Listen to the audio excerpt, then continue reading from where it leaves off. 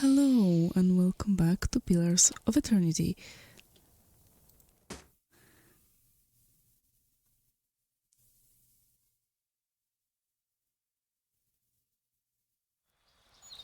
I think someone was just slaughtered outside of my apartment. Anyway, I think we're granted pass to other districts. Let's check it. Yep, we are granted access to Old Song. Oh yes, let's do that. At once. Yes, at once indeed. Old Song, Also, there was someone else we were supposed to go to. No, yeah, her, no, we're not doing that. Okay, never mind. Eventually we will meet her, so...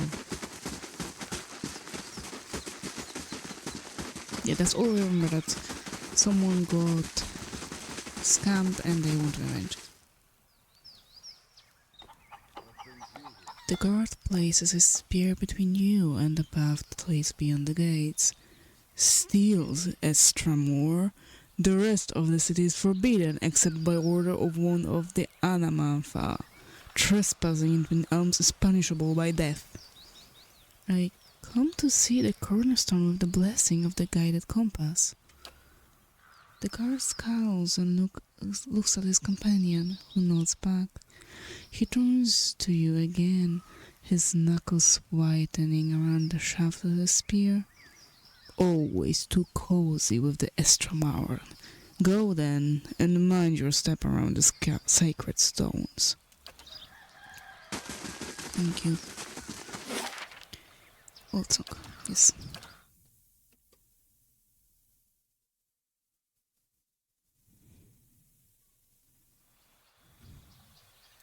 Hello. Oh, weren't you supposed to talk to you? Builder's wisdom to you. An Orlan woman stares at the sky with an air of deep contemplation. She occasionally puffs from a wooden pipe, blowing smoke into perfect rings. What stands before me? She wipes her lips with the back of her head. Her teeth, uneven and pointy, are stained red. I do not see Estramauren often. She picks the remains of an ochre root stuck in her guns, and, believe me, I see many things. Perhaps you want to see them too, yes? She gestures behind her at an assortment of plants, roots and files lying on the rag. Let me see what you have for trade. I present these happily. Scroll of Maelstrom. That sounds nice, although we don't have no... Okay. Unfortunately, we don't have Aleph with us.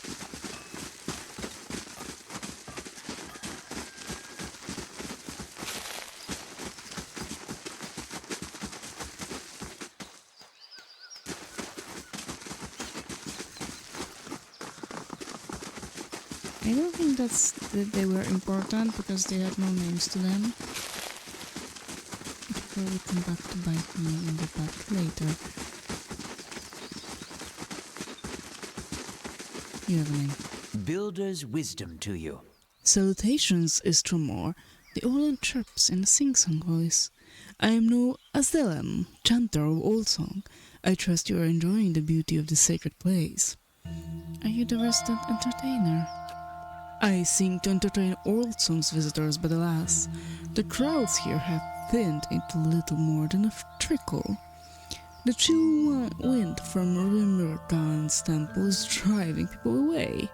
Now I sing, but nobody listens. My music is without purpose. But I know of a solution, a way for me to make my songs warm and passionate, countering Rimmergan's incessant chill. The Orlan smiles and reaches out with a grasping motion. All I need are fewer songbirds. I could eat them and absorb their musical energy. With that kind of musical prowess in my soul, I could sing a song that could bring back the merry crowds. You want to eat the songbirds?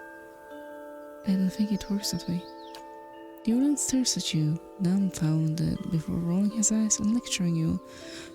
Eating the muscles of animal makes you stronger, right? And if you consume green stalks, do you not take on their pungent smell, even down to the water you pass? He smiles, pleased with his reasoning. Just as one cannot sweat if one is parched, I cannot sing without a nourished soul. It's all very basic. Did your parents teach you nothing of the food-dropping cycle? Spare me your reasoning, please. I will help. Lamb's eyes widen with delight. Splendid! He exclaims with clapping hands. For my song to be pitch perfect, I will need a TM, a bird often found throughout twin elms, often in high treeness, but some have been domesticated.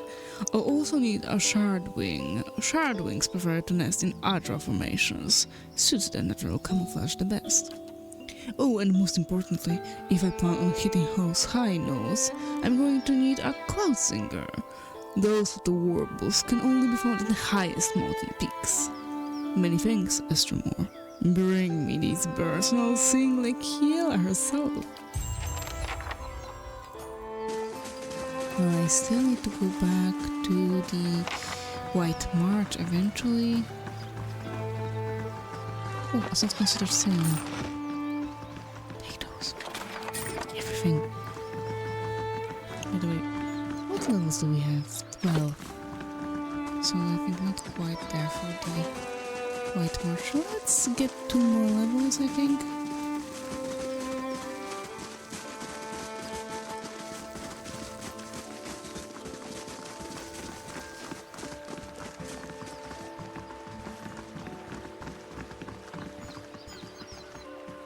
We can swim somewhere? Oh right, probably wisdom to you. Probably the sacred isle. A thin, ragged man stands waiting on the barge, leaning on the oar. A smile of greeting splits his weathered features. It has been a very long time since an outsider saw passage to Burial Isle. What is it? It is a sacred place, for it sits upon the great wharves of the builders. There, by our ancestors, all our anamthas are laid to rest. Few go there, my friend. It is not a place where the living walk. Is it dangerous? Dorval nods solemnly. Those I bring to the island return the same way, or else not at all. It is home only to the dead. Spirits, shades of the builders remain, and watch over our amphitha. They are bound to the island and protected fiercely. Okay, I don't want to go there yet. Yeah, we need to go to the Neil Reach here and probably here. No, it's not first. Yeah, we go to the Elm Ridge district. But of course, I want to check out all of here first. I'll probably have to talk with each of the tribes leaders. Hounds, loyal to a fault without a mind of their own, and a crack of your staff sends them whimpering. What better symbol for Gallowayne could there be? A damp, sultry draught issues from the cave within the beast's head. Condensation drips from the stone teeth.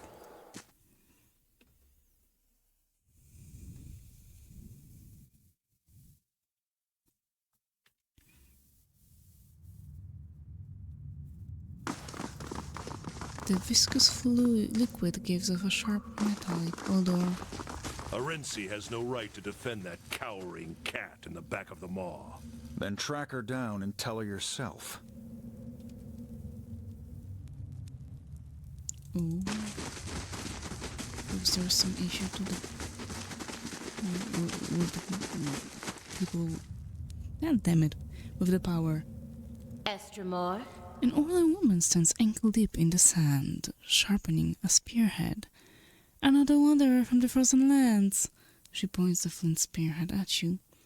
Bethel may be wide-eyed and soft-headed, but I am not so easily fooled by you, Estramaran. I've got my eye on you. Have others foreigners come this way recently? Them felon worshippers of Rimgrad, they claim. Simply looters and defilers by another name. That's the truth. The spearhead flashes as she shakes it at the door. They disappeared behind the doors of Noonfrost, and now our lake turns to ice and the cold creeps ever closer. She digs a trench in the sand with one bare foot. Yet Betu is timid, and she has convinced the other Amphada that we must respect these Estramauren and their traditions, no matter what mischief guides their hands. She raises her head, slowly looking back toward the entrance.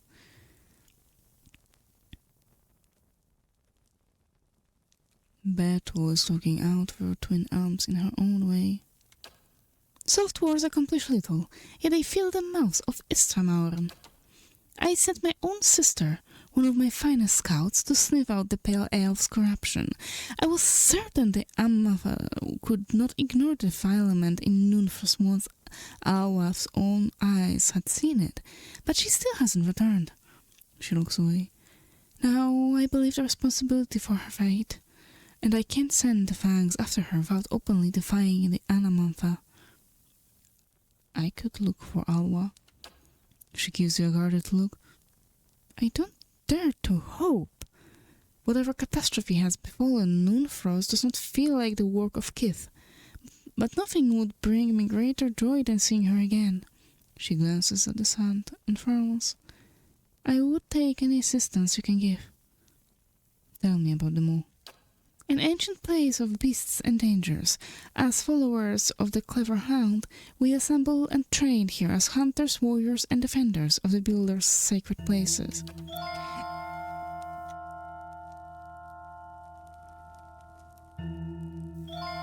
Chaos pervades them all, but more than ever due to this stalemate between the beasts. She shakes her head. But Desrun refuses to intervene, and many itch to settle the matter of blood. What are you doing here? My stock equipped my brethren in the fangs, and my hands trained them to fight, hunt, and track with skill. What purpose brings you here? Or do you have anything to sell? Only the finest. Ooh, what is that? That is stiletto. No one uses this. I don't know. We don't have the. I mean, we could get her something. Some hatchet. No, she's using battle axe. Yeah, sure. It is all. I mean, I am using shields from time to time.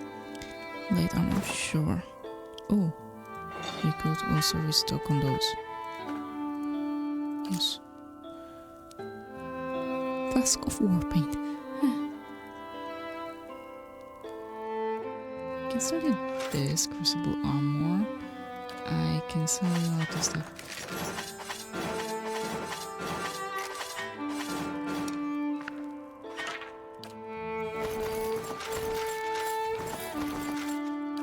Thank you. Let's see, I wanted to give myself. Oh.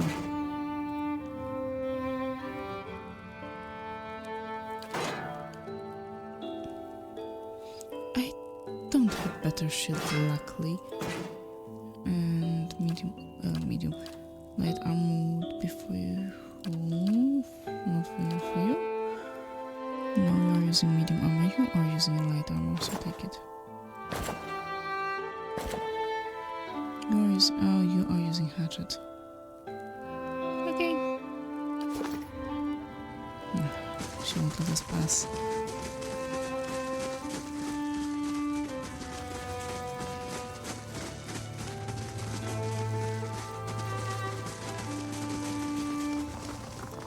Look, Estramor, this is no place for sightseeing. The beasts of Galawain's Maw are dangerous, and now more than ever. If you want to see some pretty Glanfathan places, go to Elm's Reach. What's wrong with the beasts? They won't fight. What's wrong with that? It is not Galawain's way, and it is not the way of the Maw. The Maw has always been home to one great predator. Ever so often, a challenger comes along and the two battle for territory. But Soul remains in her den and Oeranos can't confront her there. Now, two mighty predators and their kin hunt from the same stock. It's thinning in the herds and it's thinning patience around here too. He resumes his pacing, and this waiting, it's not the deliberate, watchful waiting of a hunter lying in ambush. It's stagnation, tedium, hoping for something to happen. He clenches his hands into fists, but I'm powerless to act. One half of the fangs will cry favorism if I try to drag the lioness out myself.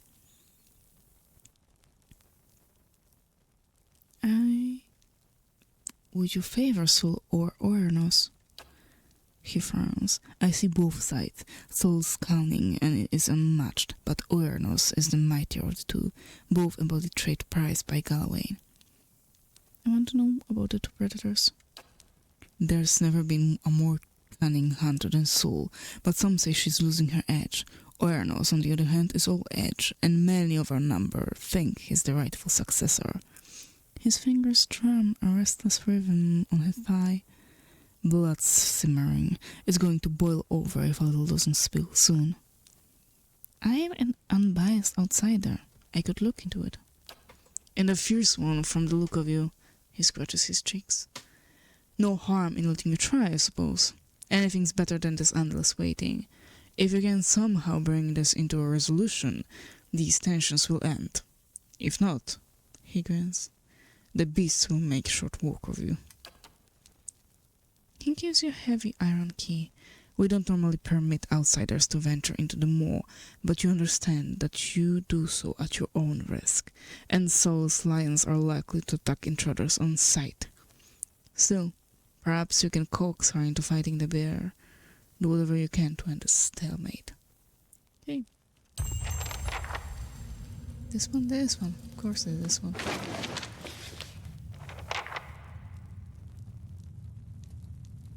When my students ask to be taught the way of Galawain, I tell them they have already failed. Does one ask a deer to present itself as dinner? Of course not. One must outwit, outmaneuver, and overpower the deer if one dreams of venison. So it is with the seeker god.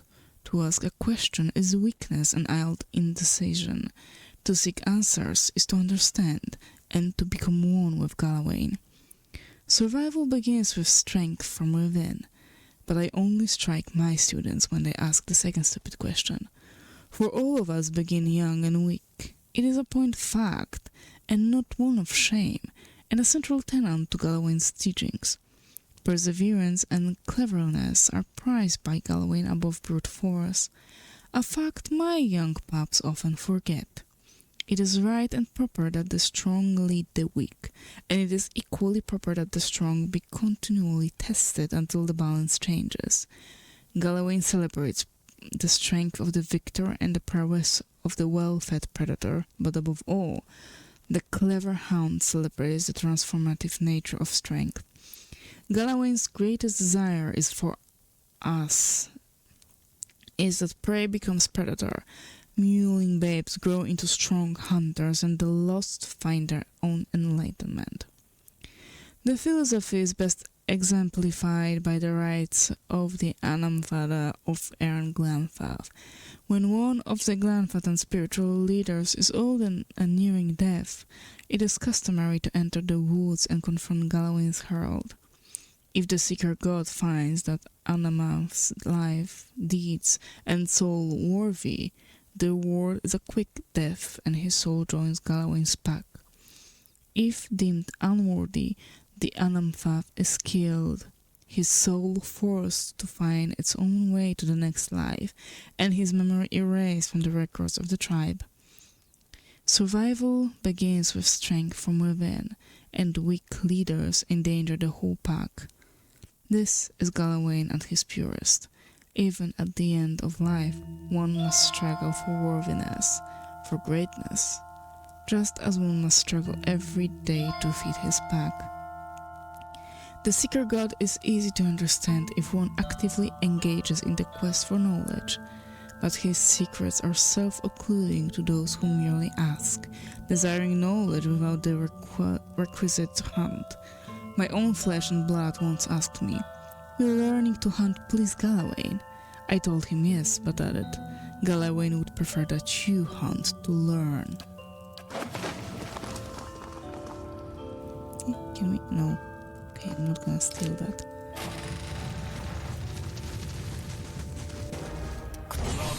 Ooh.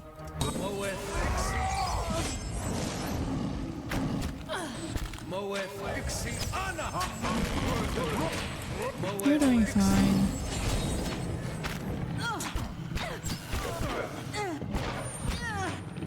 Come on. Why you guys want to go?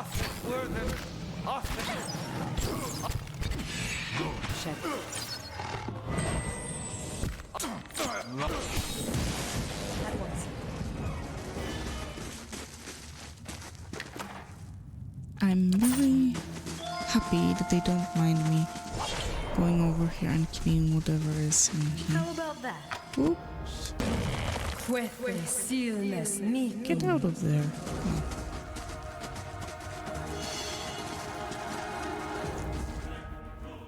Hope that helps. Yeah.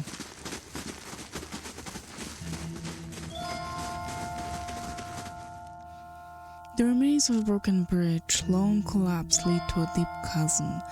The other side of the bridge pierces through the mist at the far end of the chasm, hanging precariously over the steep fall. Examine it. The broken stone of the bridge, weathered after centuries of disrepair, are scattered along the edge and side of the chasm. A thin mist rises from below. The stones are coated with slick green moss, making them impossible to grip safely. The wooden beams lodged between the stones on either side of the bridge seem sturdy enough to support your weight, however. The remains of a broken bridge.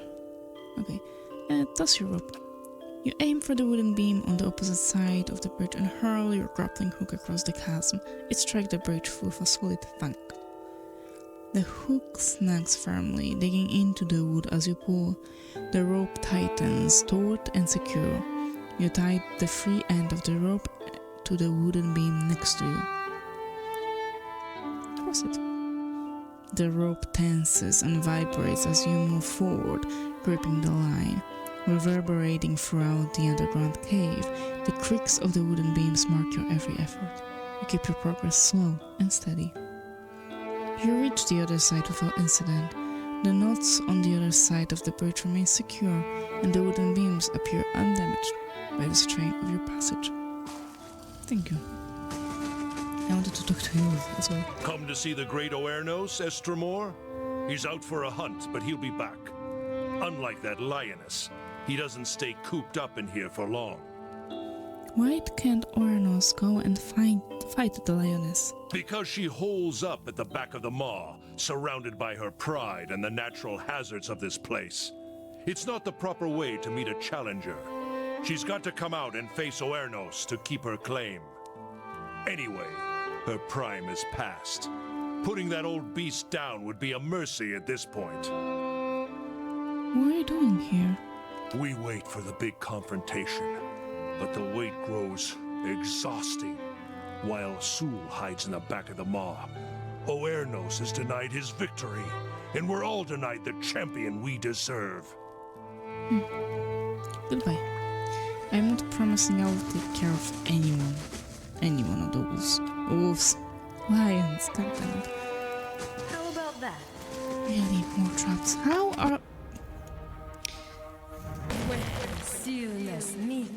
What am I even supposed to tell you, eh? I clicked on the goddamn trap.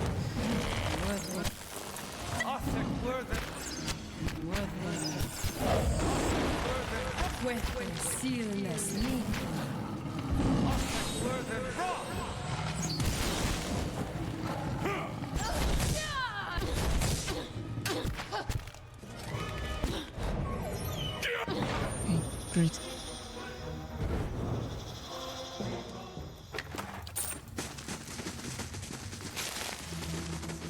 Mostly great because I managed to disarm the trap. Why are you there? Come on. Look there. I hate this place.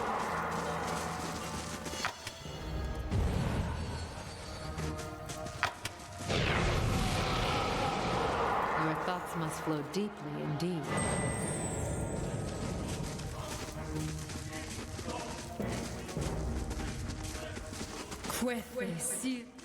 Oh, and I'm left behind, okay.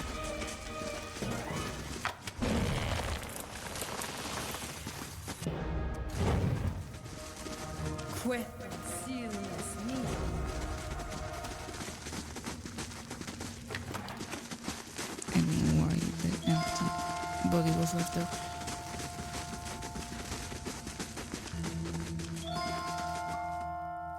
Okay, now nice and easy.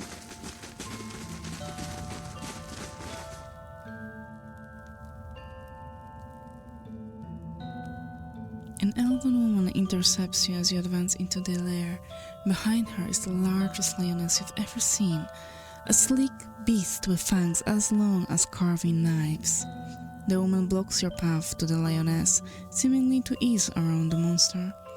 This is Soul's domain, Estramor. She shall not leave it for Oranos or any other challenger. What are you doing here with Soul?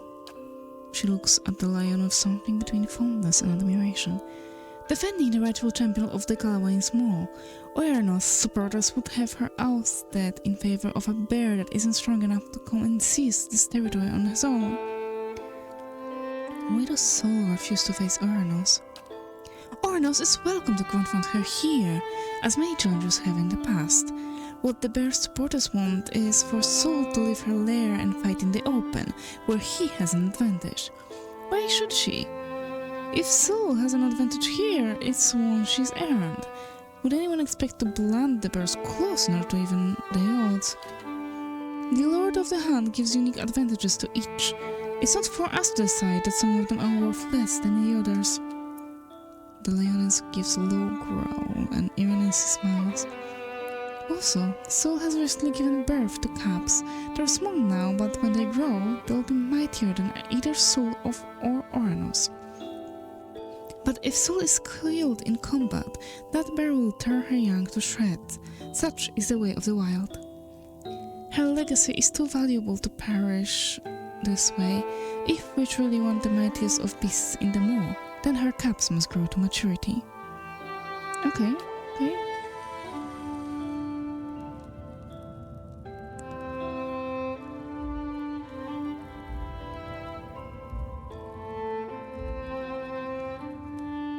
I didn't agree to take care of either one of those, so...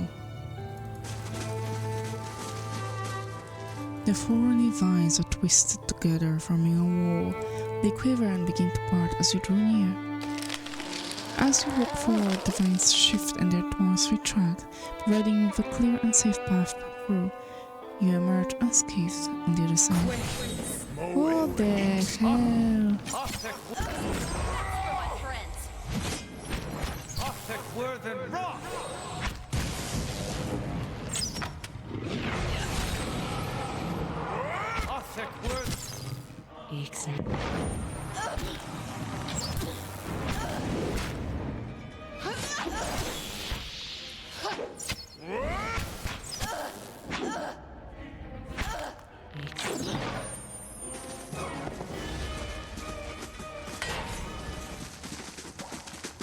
I just wanted to walk through.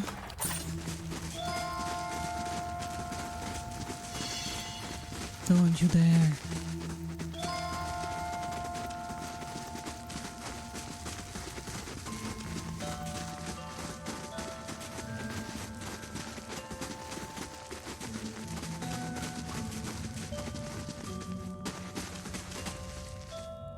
Aiden sighs, spanning his eggs by the shaft. Too much waiting. Something's got to happen. Soon. Do we have anyone else?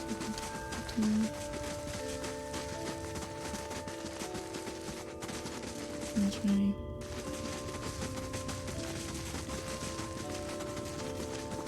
Still looking around? Watch your step. Tempers run hot around here, and not just among the animals. Soul refuses to meet Oranos. Oranos doesn't seem willing to approach Soul either. I was afraid of that. He scratches his chin and frowns. At this point, it doesn't much matter which base is champion so long as the issue is settled. I can take a side, but you've been through them all. Slay the one of the beasts in combat, and the Fangs will accept the other as a champion. It's the way of them all. Really? Is it simple? Ornos isn't the rightful champion. If you stand on the side of that toothless old bag of bones, then you stand in my way. He hefts his axe, the bear growls. Try me. Don't try me.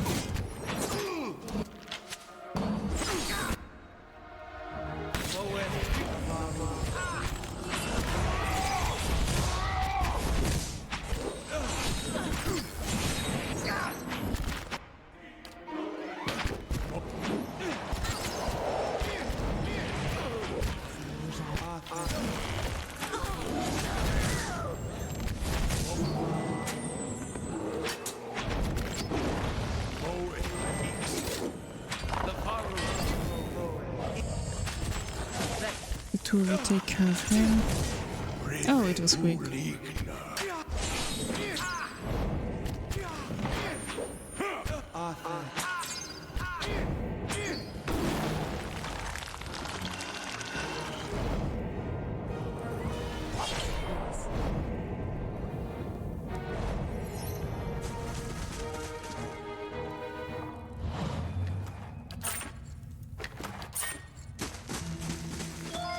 Come on, pick it up. Still looking around? Watch your step. Tempers run hot around here, and not just among the animals. I've dealt with the situation between Sol and Oernos, and Sol remains champion. Many of the Fangs are gladdened to see her stay. Perhaps it's Galawain's way of telling us to remember our roots and prize our cunning as hunters. Thank you for your help, Gareth. May Galawain guide your path. Take this with our thanks. He seems to suddenly remember something. You might visit their airfront to pray to the Lord of the Hunt. He sometimes grants special favors for those who prove themselves. Thank you.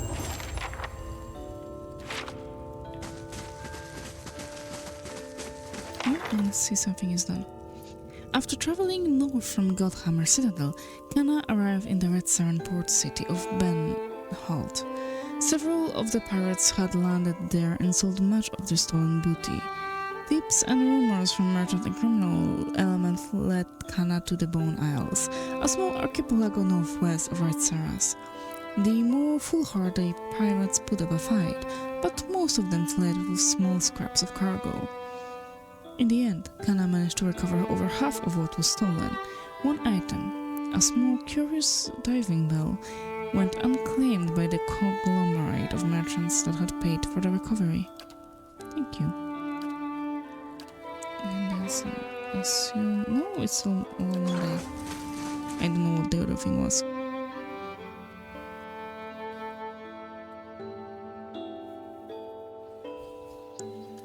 Ooh. You have names, you have names. But I'll end this part here. So for now, thank you very much. Stay alive, and see you soon. Bye.